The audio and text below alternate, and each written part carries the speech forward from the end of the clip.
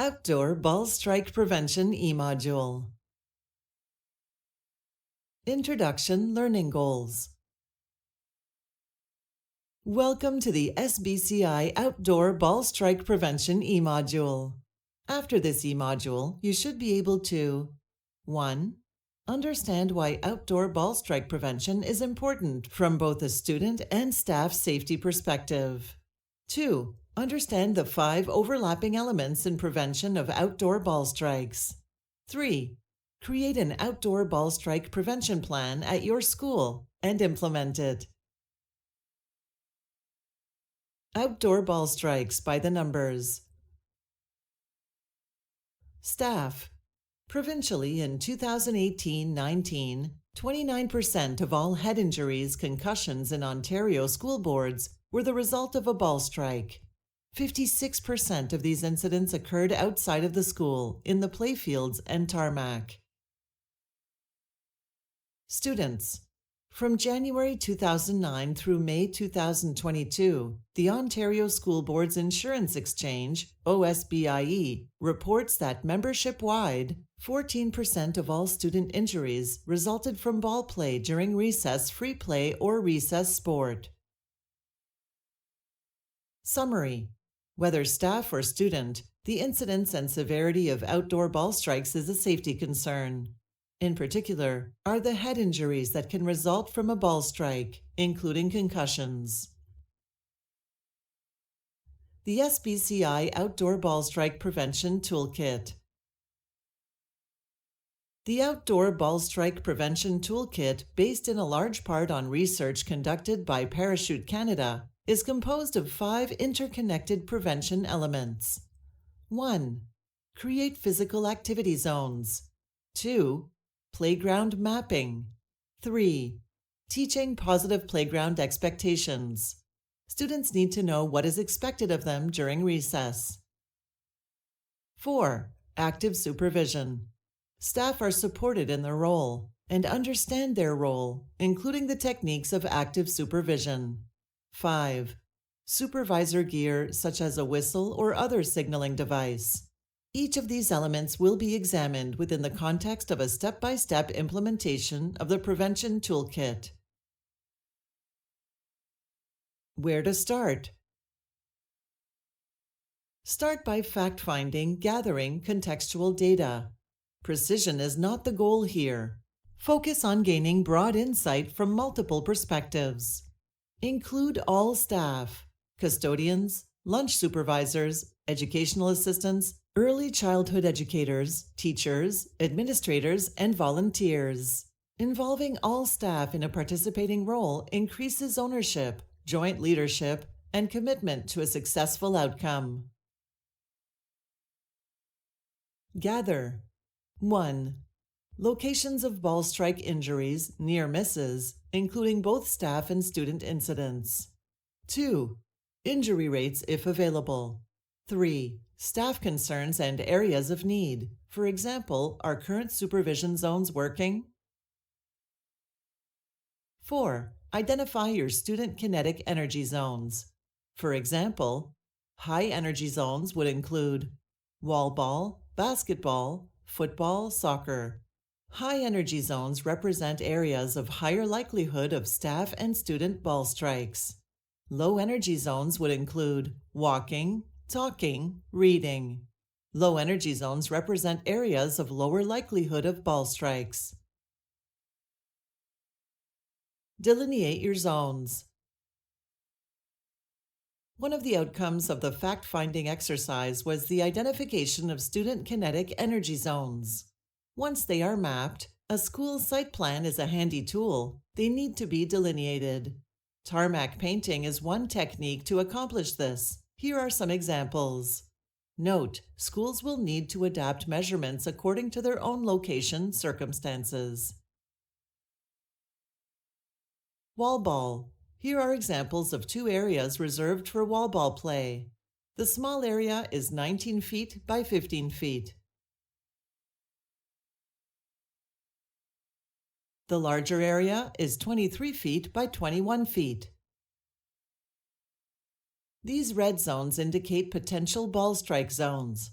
They are a visible caution for staff and students. Selection of wall ball zones should take into account building entrances, exits, and the height of the school roof. In some cases, the selection may not be perfect, but rather the best of the less than perfect options. Basketball. Here is a basketball example. The designated area is 27 feet by 23 feet. Here is an example of multiple basketball nets in close proximity. Note the red zone incorporates all the nets. Note, in this school example, play at each basketball net is limited to 4 students and 1 basketball. Here is another example, reserved for ball play. Low energy zones. Just as you've delineated your red zones or high energy zones, you need to delineate your low energy zones. Note, if you are phasing in your tarmac painting, start with the red zones. In this school example, yellow paint was used to visualize the low energy zones, primarily walking paths. Here are some examples. 1. Safe walk zone, clearly located outside of the red zone. 2. Another yellow zone reserved for walking. Note there are no red zones in this area. 3. Yellow path around school exterior. Remember to educate all staff and students in the new zones. Expectations in the zones need to be clear. Information should be sent home to your school community. Active supervision. The use of active supervision cannot be understated. Staff must be trained on and then practice active supervision. The Alberta Ministry of Education has created a teacher tip sheet using active supervision that is referenced in the resource section of this eModule. Active supervision involves 1. When on duty, be engaged in supervision. No distractions. 2. Scan the entire area for safety concerns, appropriate behaviors, and inappropriate behaviors. 3. Circulate randomly throughout the entire area allocated to you for supervision. Visit areas of concern with more regularity. 4. Engage students in frequent and positive interactions while on duty. Have conversations with students. Provide pre-corrective feedback to students. Provide positive reinforcement and remind them of expectations. Show an interest in the students and their activities. Learn from them. 5. Encourage students and promote positive behaviors and expectations. 6. When issues are spotted, stop the behavior, name the behavior, correct the behavior, get compliance, and move on. Short and positive interactions using progressive discipline are encouraged. 7. Larger or more serious issues should be passed on to administration. This may include progressive discipline and follow-up at the school and home. 8. Follow up with staff regarding any incidents. Administration should actively engage with staff to ensure hotspots are identified and routines are modified as needed. A word about situational awareness. Inherent to active supervision is situational awareness. Situational awareness has been defined as being aware of what is happening around you in terms of where you are supposed to be, and whether anyone or anything around you is a threat to your health and safety. Staff and students need to be aware and react to cues around them. This is aided by the red and yellow lines. Think about the WARAMP's public service announcements for their Play Safe program. They are built on the use of situational awareness. Summary. Outdoor ball strikes are a concern for both staff and student safety. Incidents are frequent and can be severe. Developing a comprehensive and repeatable plan for our schools is an important preventative measure to protect against injuries such as concussions. Key to implementation is staff engagement and school community support. SBCI has a full suite of implementation tools to assist you, listed in the resource section of this eModule.